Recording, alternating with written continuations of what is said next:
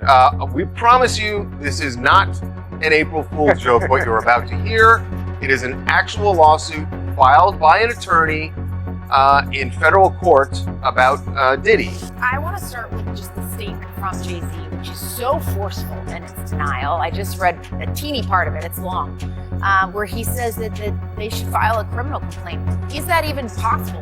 Whispers about the latest allegations against Sean Diddy Combs have rocked the entertainment world, thrusting the music mogul into the eye of a growing legal storm. It's a story that feels ripped from the pages of a Hollywood thriller, only this time, the reality is darker and more disturbing than fiction. Picture this: an exclusive, star-studded party dripping in luxury and excess, where fame and fortune are on full display.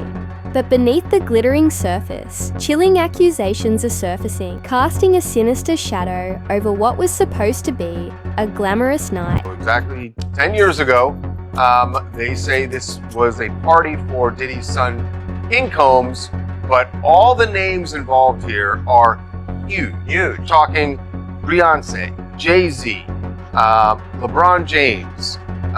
Now, all of those people are just witnesses, according to this lawsuit. The lawsuit filed by Joseph Manzaro is nothing short of jaw-dropping. Now a name dominating headlines.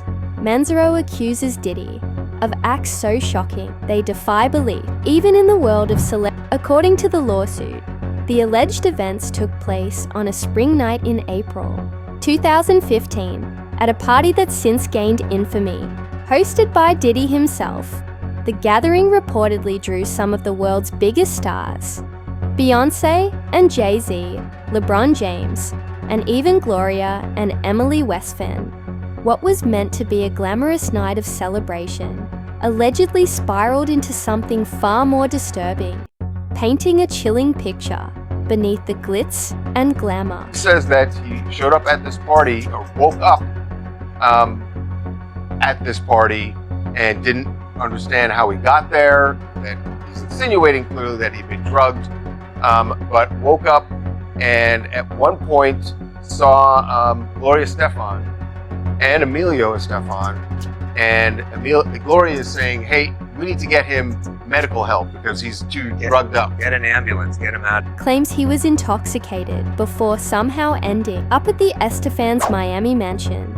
And from there, the story takes an even stranger turn. He describes waking up in a day, disoriented and surrounded by unfamiliar sights. What followed sounds like something straight out of a spy thriller. He says he was guided through a hidden tunnel, connecting the Estefan estate to Diddy's nearby residence. Yes, an actual secret passageway.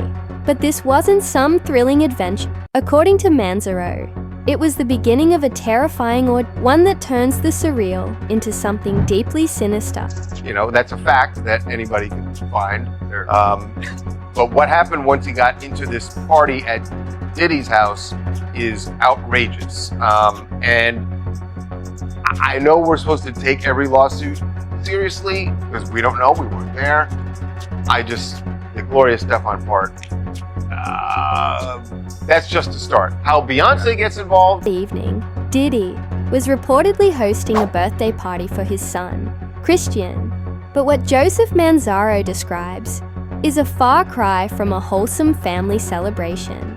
According to the lawsuit, Manzaro claims he was paraded through the event in a degrading outfit, a leather mask adorned with a phallic device, while guests allegedly mocked and taunted him. If true, the public humiliation alone is deeply disturbing, but the accusations don't stop there. Behind closed doors, Manzaro alleges the night took a far darker turn. He says he was subjected to non-consensual, degrading acts orchestrated by Diddy and members of his inner circle. Surrounded by jeering onlookers, Manzaro describes being forced into compromising situations, stripped of control, and left feeling utterly powerless. The lawsuit further claims that Diddy personally directed the abuse, allegedly stating, "He's going to find out what we do to snitches tonight." Manzaro believes this was in reference to a supposed betrayal, though the nature of that betrayal remains unclear Adding to the unsettling nature of the claims is the alleged presence of major celebrities, Beyoncé and Jay-Z among them, who, according to Manzaro, were seated nearby as the events unfolded.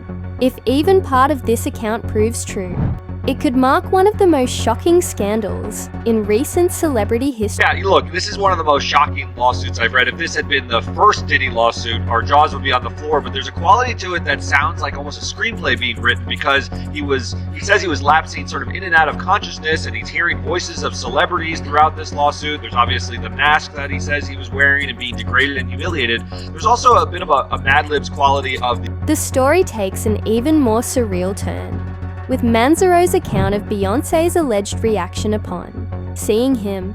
According to the lawsuit, she turned to Jay-Z and asked, "What's this? What's this all about?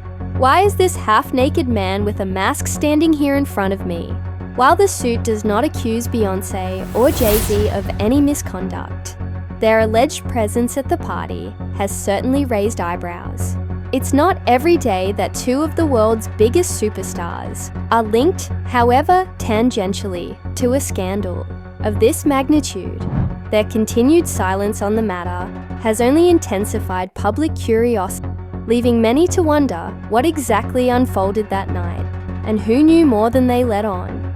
So there were presumably be people who could verify it or say it didn't happen. Yeah, and that's one of the problems. You're right. When you mention all those people, they may all have alibis. Well, Jay-Z certainly seems to have one. Yeah. So Jay-Z has mentioned that he's there with Beyoncé, but we know that Jay-Z was in New York Yes. the night that it was supposed to be. Now, The night of King Combs of his birthday, which happens to be April 1st. LeBron James's name also appears in the lawsuit, with Manzaro alleging that he saw the NBA superstar walking through a hallway during the alleged events.